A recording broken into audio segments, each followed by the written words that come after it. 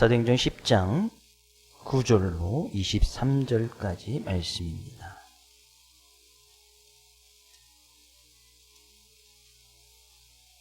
제가 한 절, 여러분이 한 절 함께 교독합니다.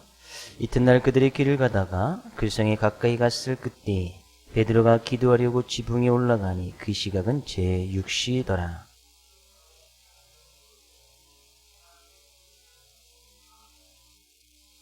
하늘이 열리며 한 그릇이 내려오는 것을 보니 큰 보자기 같고 내기를 메어 땅에 들이웠더라.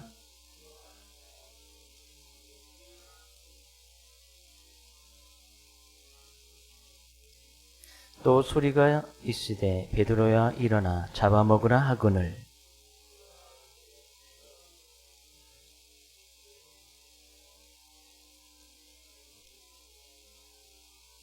또 두 번째 소리가 있으되 하나님께서 깨끗하게 하신 것을 내가 속되다 하지 말라 하더라.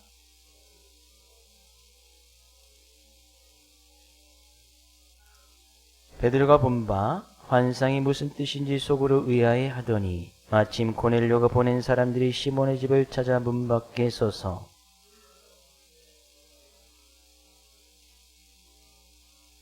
베드로가 그 환상에 대하여 생각할 때에 성령께서 그에게 말씀하시되 두 사람이 너를 찾으니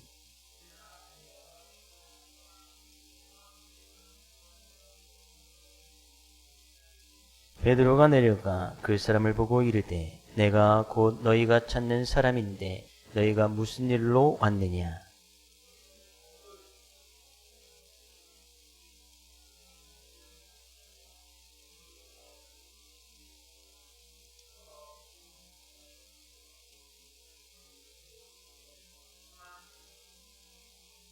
함께요. 베드로가 불러들여 유숙하게 하니라. 아멘.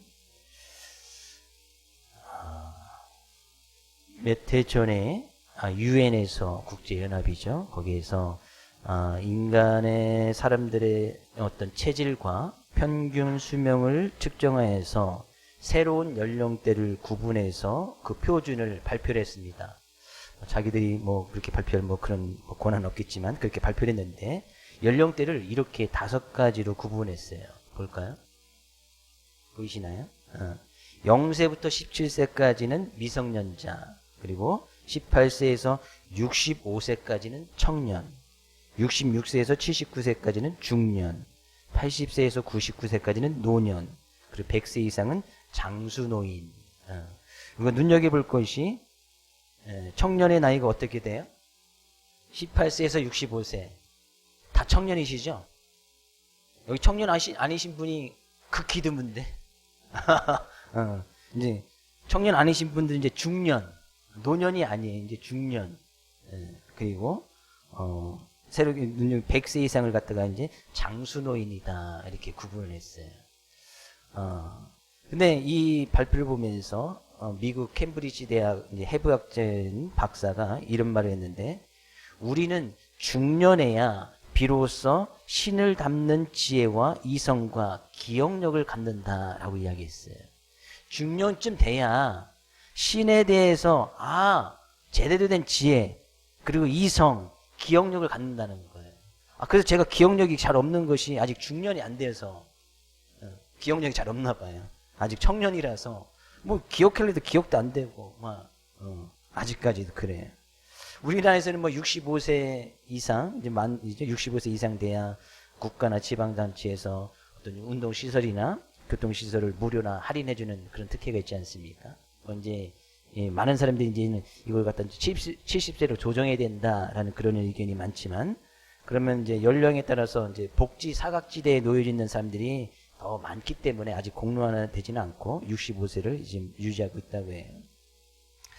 이 말씀을 드린 것은 우리가 정말 하나님에 대한 참다운 지혜와 지식을 알려면 중년쯤 나이쯤 됐을 때 그러니까 우리의 믿음과 신앙도요 어느 정도 중년쯤 되는 뭐 꼭 이것이 숫자에 꼭 연연하는 것은 아니지만 그만큼 내가 믿음과 신앙에 좀 연륜이 좀 있어야 하나님은 정말 이런 하나님이구나.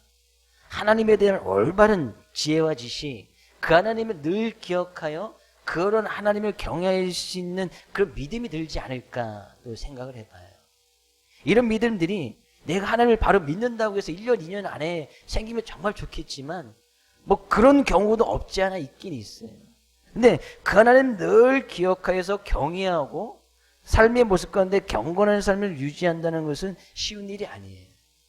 저는 오늘 이 시간 우리 예배드린 우리 모든 성도님들이 믿음의 중년쯤 되어서 하나님에 대한 올바른 인식, 이 시간 하나님께서는 우리들과 함께해서 우리의 예배를 받으시기 원하시는 그 하나님을 경외해서 마음과 정성과 뜻을 다하여 그 하나님 앞에 서나갈 수 있기를 주의 이름으로 축복을 드립니다.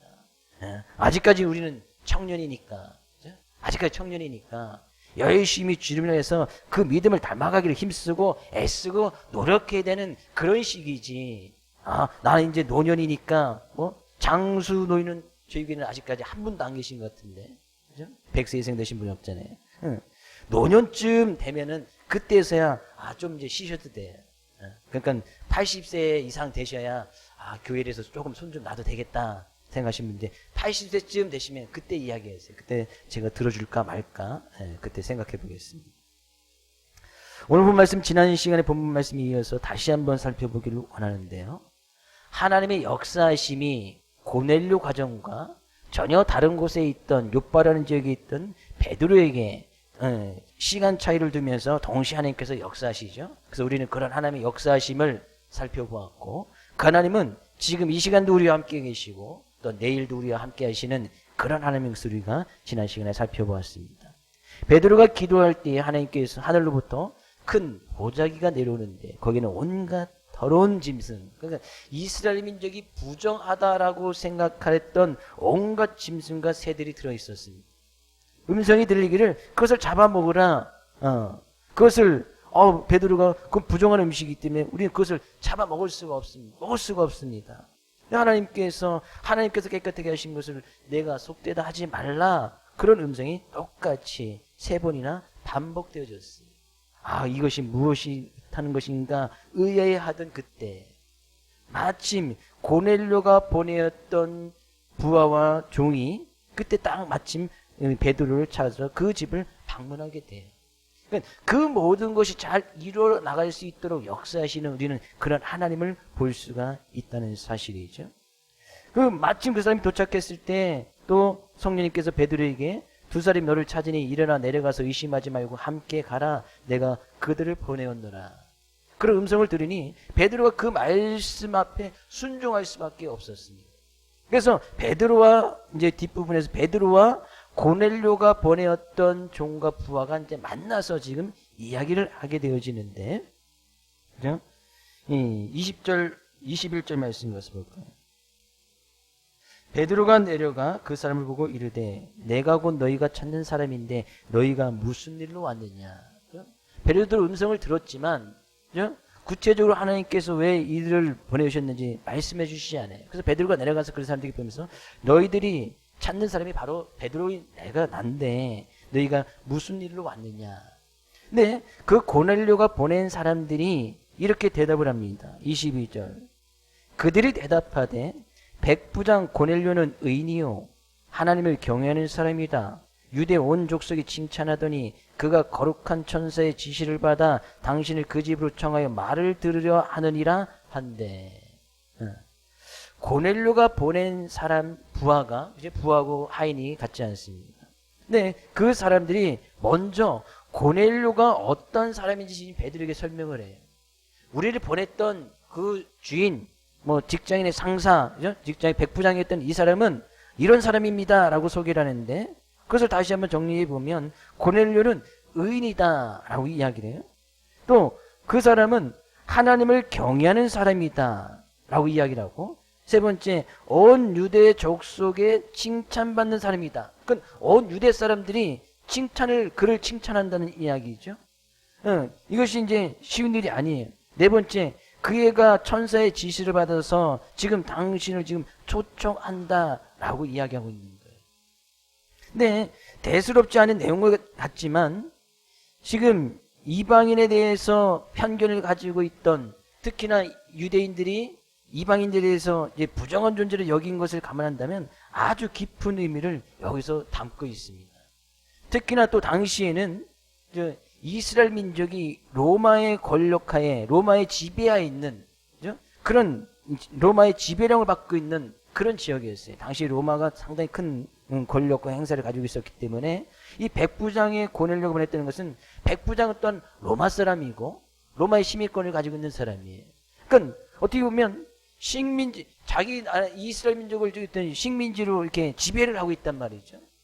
그럼 어떻게 베드로의 입장에서 보면 이 베드로는 유대인이고 거기에 보내인 사람들은 이방인인 거예요. 결코 만나서는 안 되고 상종해서는 안 되는 사람이에요. 근데 거꾸로 또 생각해 보면 이 백부장이 보냈던 부하도 로마 사람이에요. 그죠? 백부장이 명을 받고 온 사람이에요. 그의 종도 로마 사람이에요. 그러면 당시 로마 사람은 이 어떤 이 유대인들을 식민지로 두고 있었단 말이죠. 그 식민지를 두고 있던 그 장교가 명을 받고 온 군인의 신분이라면 이 군인 또한 이스라엘 민족을 하찮게 대해도 되는 그런 어떤 신분적인 권위를 갖고 있던 사람이 이 군인의 신분이었단 말이죠. 우리나라도 그런 아픈 역사가 있지 않습니까? 그죠? 예, 일제 시대에 그죠? 뭐 위에서 명이 내리면 일제 군인들 위에 상부에서 명이 내리면 군인들이 막 활기를 치고 다녔잖아요.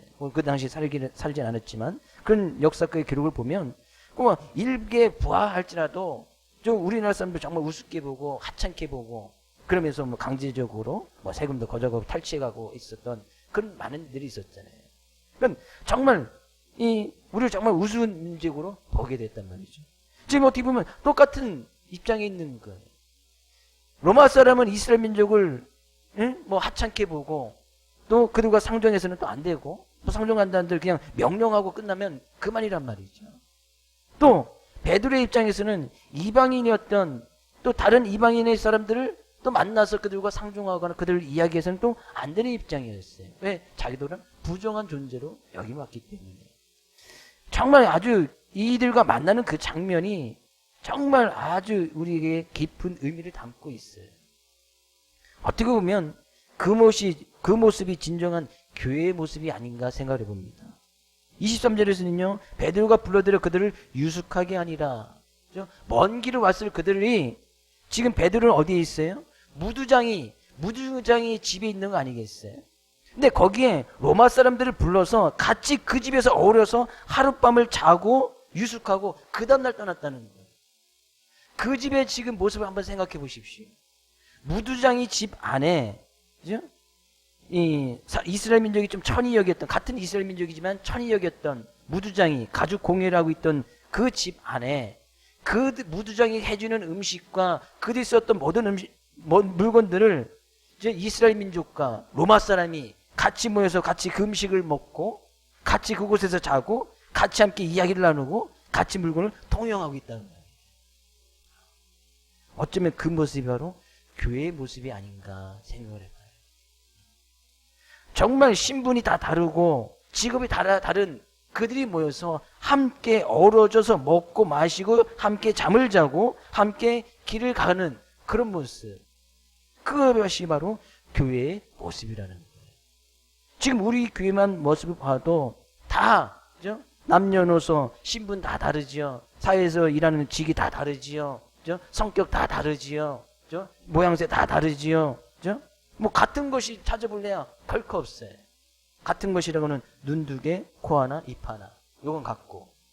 근데 그것이 또 얼굴에서 또 조화가 서로 더 다르기 때문에 다 다른 생김새를 가지고 있어요. 일치되는 점은 하나도 없단 말이죠.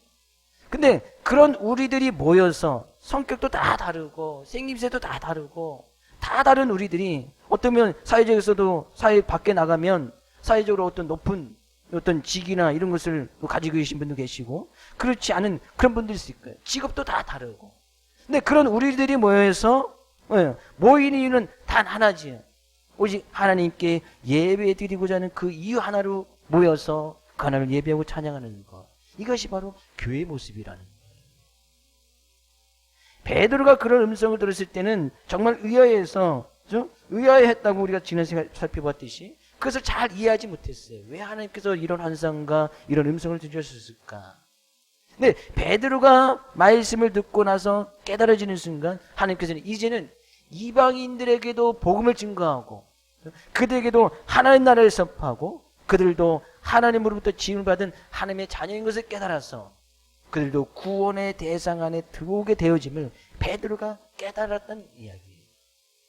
그래서 베드로가 그들을 같이 이제 불러들여서 유숙을 하고 남의 집임에도 불구하고 불러들여서 같이 밥을 먹고 유숙하고 그들과 함께 길을 떠나서 고넬료의 집에 가서 그들에게 복음을 증거하는 사건이 바로 사도행전 10장의 이야기예요. 얼마나 놀라운 역사가 일어나고 있는 것입니다. 그들이 모여서 함께 이뤘던 그 교회의 모습을 통해서 놀라운 일이 지금 일어나가고 있는 거예요. 하나님께서는 그렇게 교회 가운데 역사하시더라는 얘기죠. 저는 이 시간 우리가 예배드리는 이 귀한 모습을 통해서 하나님께서 우리에게 부어주시고자 하는 놀라운 은혜와 복이 이 시간 각 성도님의 삶과 가정 가운데 예배드리는 삶의 초석 가운데 함께 있어지기를 주의 이름으로 축복을 드립니다. 그 고넬료가 보내었던 이 부하가 고넬료를 소개하는데 이렇게 소개를 했습니다. 고넬료는 식민지의 주둔군 장교이면서도 다른 군인과 달리 의로운 사람이다. 그죠? 의로운 그는 의인이었다.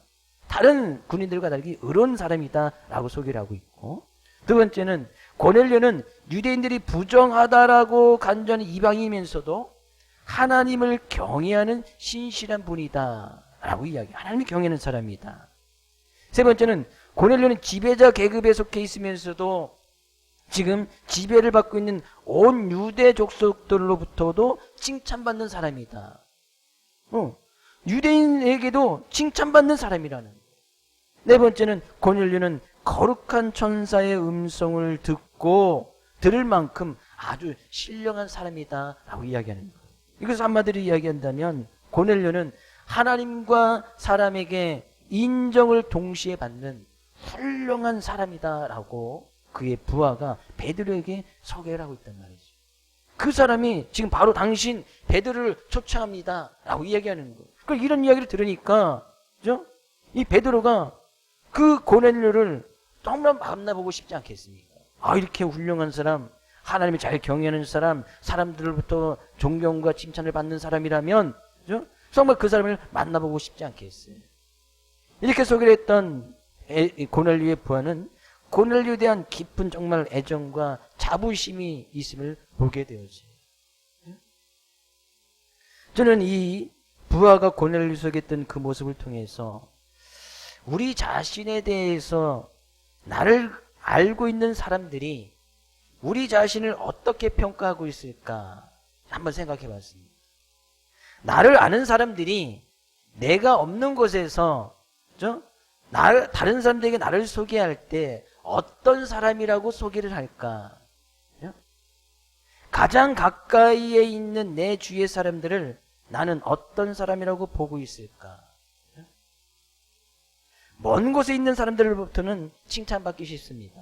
자주 보지 않기 때문에. 한번 잘해주면, 그 사람 이제, 한번 잘해주면, 그 사람부터는 이제, 그 사람 정말 잘해준 사람이야, 좋은 사람이야, 이렇게 칭찬받기는 정말 쉬워요. 잘 모르는 사람에게도 존경받기는 쉽습니다. 근데 사람과 사람 사이가 가까워질수록 막연했던 삶이 점점 더 구체화될수록 칭찬과 존경은 감소되거나 소멸되기가 훨씬 더 쉽습니다. 고넬료는 지금 고넬료가 없는 곳에서 이 부하들로부터 정말 진심에서 우러나는 그런 존경과 사랑을 지금 받고 있는 거예요. 우리 고넬료는요, 의인이고 하나님 정말 경외하는 사람이고 온 유대족 속에서도 칭찬받는 사람이고 천사의 음성을 들을 만큼 그렇게 신령한 사람입니다. 그런 존경과 사랑을 받고 있는 거예요. 우리의 안에는 나를 다른 사람들에게 소개할 때 어떻게 소개하고 어떻게 알고 있을까요? 참된 그리스도의 신앙을 가진 내 남편, 그렇게 생각하고 있을까요? 나의 남편은 나를 어떻게 생각하고 있을까요? 나의 부모는 나를 정말 신실한 자녀로 그렇게 생각하고 간주하고 있을까요? 직장의 윗사람, 동료들은 나를 정말 영성 깊은 그리스도로 평가하고 있을까요? 이 질문에 우리는 스스로 긍정적인 대답을 할 수 있을 때까지 부단히 열심히 하나님의 말씀을 가꾸고 그 진리 안에서 또 다듬고 또 다듬어서 정말 다른 사람들에게 소개되어질 때에 하나님과 사람에게 칭찬받는 그런 사람으로 소개되어질 수 있는 부단히 노력을 해야 된다는 사실이에요. 제가 서두에도 그런 유엔에서 발표했던 것은 나이 연령대를 말씀드린 것은 아직 우리는 청년이니까 청년은 실수하고 넘어질 수도 있어요. 그러나 다시 힘을 받아서 다시 우리가 부단히 진리 안에서 설 수 있도록 노력하고 또 가꾸고 또 다듬고 나가면 분명히 우리는 우리의 주위의 사람들, 나와 가장 가까이 있는 사람들에게 정말 하나님을 잘 믿고 하나님을 잘 믿는 온전한 그리스도의 모습으로 평가받기 위해서 우리 부단하게 노력해야 되는 그런 나이대다라는 얘기죠. 왜요? 나에 관해서 내 주위 사람들은 나를 정확하게, 가장 정확하게 보고 아는 나의 증인들이기 때문이에요. 나랑 가장 옆에 있는 사람이 나에 대해서 제일 잘하지 않겠습니까? 그럼 나를 증거하는 그 사람이 나의 증인인 거예요. 그 증인들이 뭐라고 이야기하느냐. 우리 옆에 계신 성도님 한번 볼까요? 그 성도님을 다른 데 가서 그 성도님이 없을 때 그 성도님에 대해서 다른 사람들에게 이분을 소개할 거 아니겠어요? 그렇죠? 안 하나요? 전혀 모르시는 분이 옆에 한 계신 거예요? 뭐라고 소개하십니까? 그분에게 이야기해주면 싸움 날 수도 있으니까요. 하지 마시고. 정말 우리는 내 옆에 지금 앉은 성도님들이 나를 정확하게 하는 나의 증인인 거예요.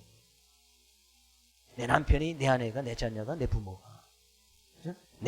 나와 함께하고 있는 성도가. 우리 사랑하는 모든 성도님들은 정말 이 고넬료의 부하가 고넬료를 정말 존경과 사랑의 모습으로 소개했듯이 우리들도 하나님과 사람에게 칭찬을 받고 존경을 얻어나가는 그런 귀한 사람이라 소개를 받을 수 있고 그런 사람들로 나의 증인들이 세워져 나갈 수 있기를 주의 이름으로 축복을 드립니다. 네, 이 부하들은 부하였기 때문에 이 직장의 어떤 이 상사였던 고넬료 백부장과 늘 같이 하고 있는 사람이란 말이죠. 네, 부하였으니까 백부장이 하는 그 모습들을 늘 일거수일투족을 다 보았을 거란 말이에요. 네, 이 부하여라 종이었던 이 사람들이 고넬료가 항상 정말 완벽한 사람이기 때문에 정말 성경은 그가 의인이고 훌륭한 사람이다 이렇게 하고 이야기하고 있지만 가장 가까이서 늘 보고 있기 때문에 고넬료가 항상 잘하는 점만 좋은 점만 보았기 때문에 고넬료를 그렇게 이야기했을까요? 그렇지 않다는 거예요. 잘 생각해 보면 이 부하와 그의 종들을 고넬료가 택하여서 보냈을 때에 그 하인과 부하를 7절에서는 경건한 사람이다 라고 소개를 하고 있습니다. 경건한 사람. 고넬료도 경건한 사람이었고 이 부하도 경건한 사람이었다 라고 소개를 하고 있어요. 네, 그 부하가 지금 고넬료를 소개하는 그 말 속에는 고넬료가 흠이 있거나 고넬료에 대해서 좀 깎아내리는 말을 한다거나 그에 대해서 어떤 빈정거린다라고 하는 그런 흔적을 전혀 찾아볼 수가 없습니다. 고넬료가 그렇게 완벽한 사람이었기 때문에 아니라는 것이죠. 고넬료 또한 사람 아니었겠어요? 그가 실수를 하지 않았겠습니까? 때로는 백부장이 있으니까 때로는 화도 냈을 거예요. 부하들이 100명이나 있으니까 잘못하면 때로는 책망됐을 것이고 때로는 혼내게 됐을 것이고 군인의 신분이 있으니까 그죠? 또 때로는 화도 내면서 때로는 불만스러운 모습이 왜 없었겠습니까? 그가 사람인데 왜 실수가 없었고 왜 결점이 없었겠습니까? 그가 아무리 훌륭한 사람이라 하더라도 그가 흠을 찾는다면 분명히 찾고도 남았을 거예요. 근데 이 부하가 고넬료를 소개할 때는 그런 모습이 하나도 없는 거예요. 우리가 여기서 알 수 있는 것이 우리는 어떤 사람을 볼 때에 그 사람을 어떻게 보고 있느냐, 무엇을 보고 있느냐. 이 부하는 고넬료의 장점, 단점, 그의 취한 점, 연약한 점, 때로는 그 모습을 다 보고 느꼈지만 지금 말할 때 좋은 점만 이야기하고 하나님께 정말 사람에게 칭찬받는 사람이다라고 이야기하는 것은 이 부하가 고넬료를 볼 때 그의 좋은 점만, 장점만, 그의 아름다운 점만 보고 있었기 때문이에요. 결국에 제가 무엇을 말씀드리고 싶은가 하면 우리는 우리 안에 있는 모습으로 그 사람을 보고 그 사람을 평가할 수밖에 없습니다. 내가 그 사람에 대해서 좋게 이야기한다는 것은 내 안에 지금 그 사람에 대한 좋은 것이 있기 때문에, 좋은 감정이 있기 때문에 그 사람에 대해서 그렇게 이야기하는 거예요. 내가 그 사람에 대해서 미워하고 시기하는 마음이 있다면 그 사람에 대해서 결코 좋게 이야기할 수 없습니다. 우리는 결국에 우리의 마음속에 취한 것이 가득 들어있다면 다른 사람에 대해서 이야기할 때 취한 것을 이야기할 수밖에 없다는 거예요. 우리 속에 아름다운 것이 속에 들어있는 사람의 시선은 그 자신의 그런 아름다움을 안경 삼아서 보기 때문에 다른 사람들 다 아름답게 볼 수 있다는 사실이에요.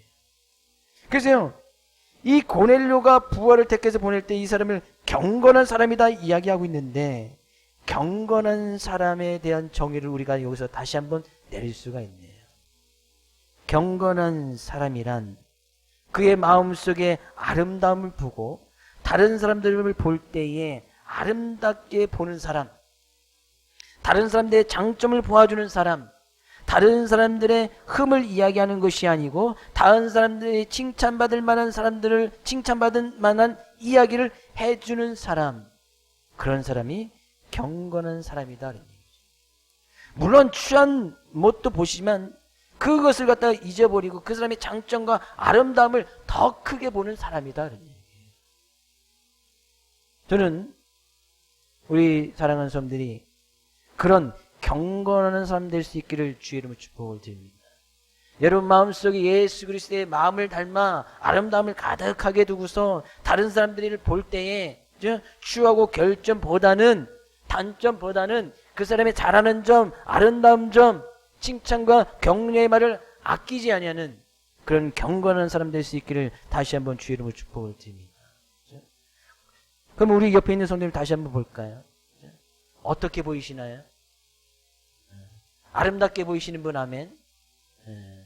좀 추하다 이렇게 보이시는 분? 그러면 그 성도님이 추한 게 아니고 누가 추한 거예요? 추하게 보는 내가 추한 거예요. 성경에도 있잖아요. 왜 남의 눈에 있는 내 눈에 있는 들보는 보지 못하고 남의 눈에 있는 티끌만 보느냐. 내 눈에 들보가 그냥 아주 가득하게 있으니까 다른 사람들 단점 티끌 하나라도 그것을 끄집어내려고 하는 거예요.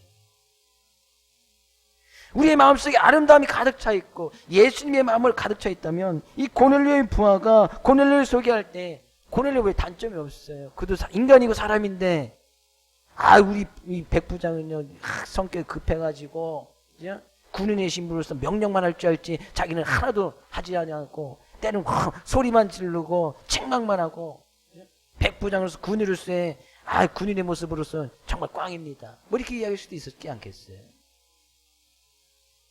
고넬료의 소개 가운데 그런 어떤 의미라든지 그런 이미지를 하나도 찾아볼 수가 없어요.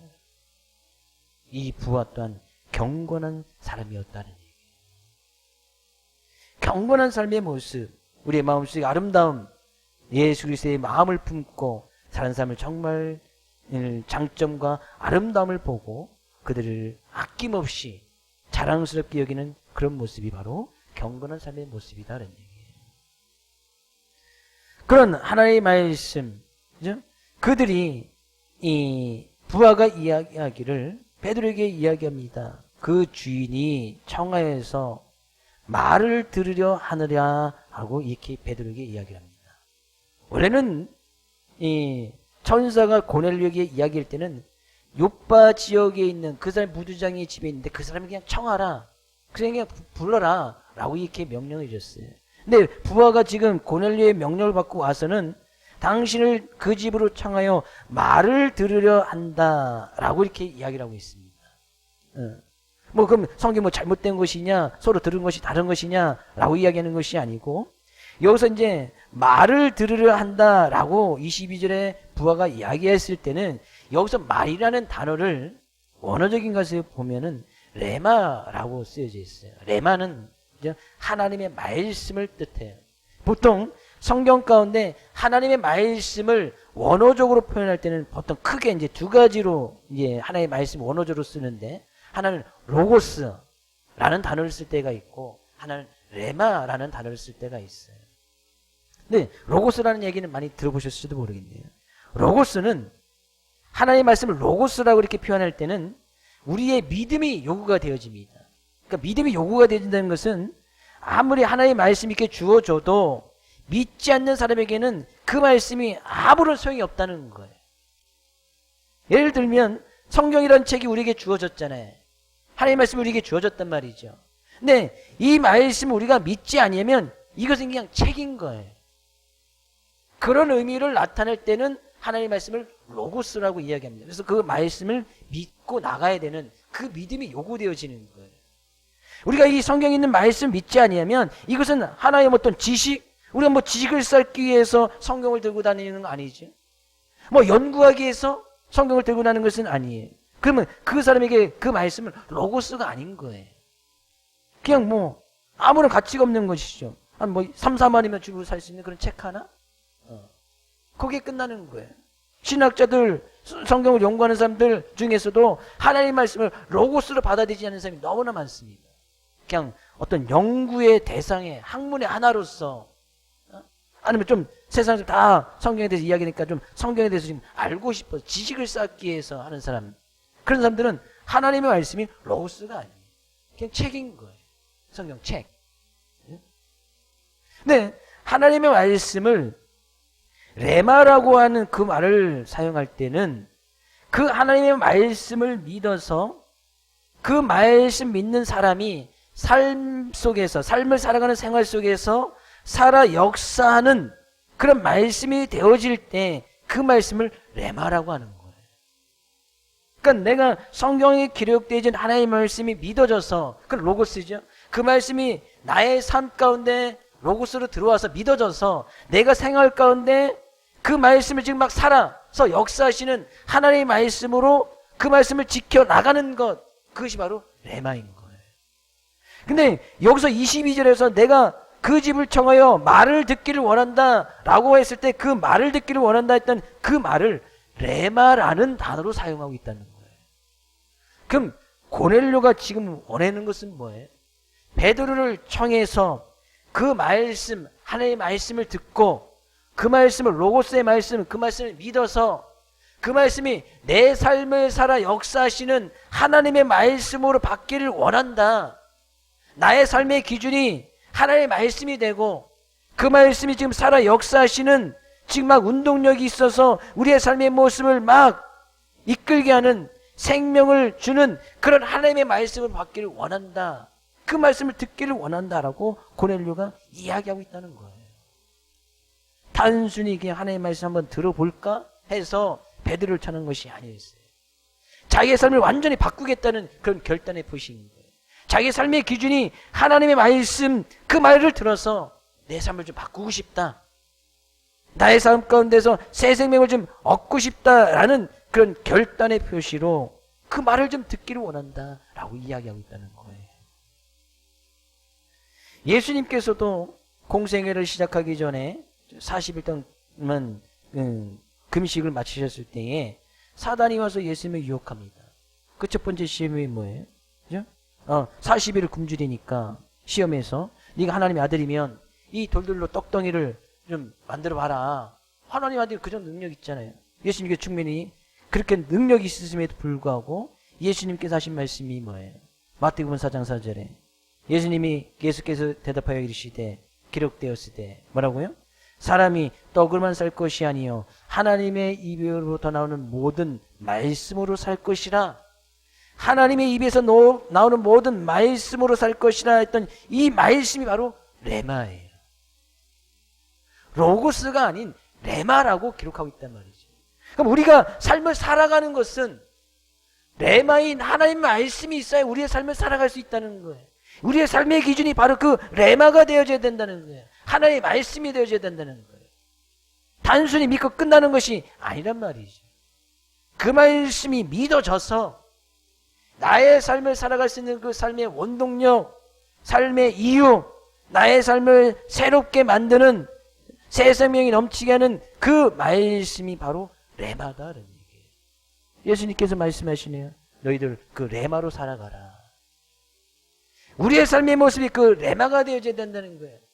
그러니까 우리가 삶을 살아가는 그 모습이 다 레마, 하나님의 말씀을 이루는 것이 되어져야 된다는 사실이에요. 고넬료는 그런 말씀을 듣고 싶었던 거예요. 내 삶을 살아갈 수 있는 그런 하나님의 말씀.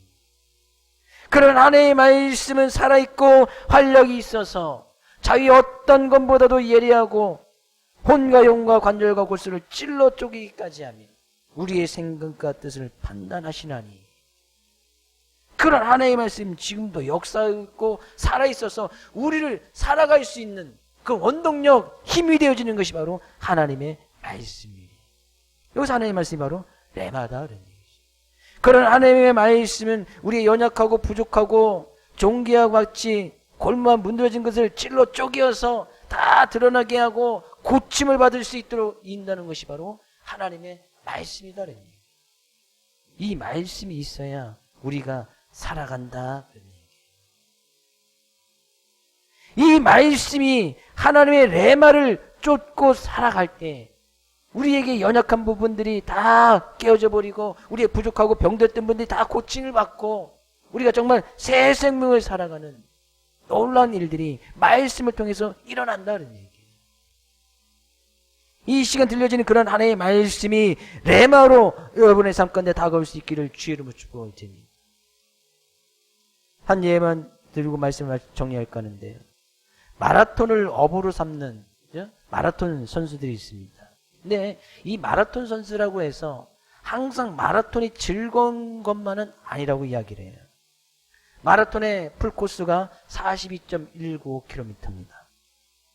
네, 대부분의 선수들이 이제 마라톤 대회를 참가해서 마라톤을 할 때는 30km 지점까지 정도 이르면 대개 그 사이에 한두 번 정도는 기권을 할까?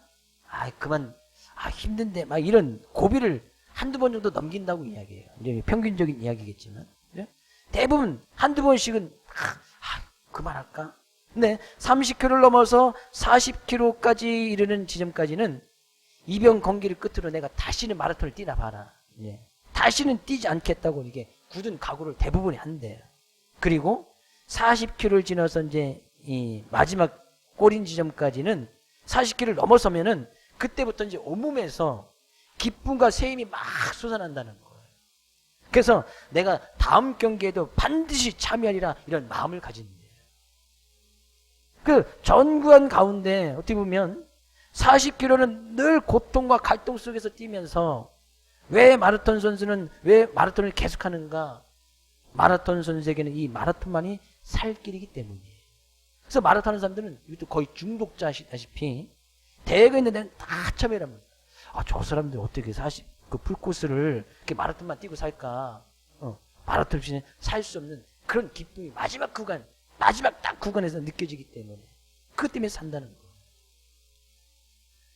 결국에 우리의 삶의 상황과 어떤 처지의 모습 속에서도 우리가 살아갈 그 길은 오직 우리의 생명을 창조하신 하나님의 말씀밖에 없습니다. 믿으십니까? 하나님으로부터 지음을 받은 우리가 살아갈 수 있는 그 힘은 하나님의 말씀밖에 없다는 거예요. 이 세상이 아무리 발전하고 아무리 정부가 바뀌어도 이 세상이 우리에게 약속한 것은 언제나 한 줌의 채로 끝나버릴 육체의 떡이 것임을 분명히 우리가 믿고 알아가고 있다면 우리는 지금으로부터라도 하나님의 입으로부터 나오는 그런 말씀, 하나님의 말씀 그 레마로 살아가야 된다는 사실이에요. 나의 삶의 모습이 곧 레마가 되어져야 한다는 사실이에요. 성경에 기록된 하나님의 모든 말씀이 우리의 삶 속에서 살아 역사하시는 레마가 될 수 있도록 우리는 부단히 노력하고 부단히 애를 쓰고 부단히 주님 위해서 열심히 달려가야 한다는 사실입니다.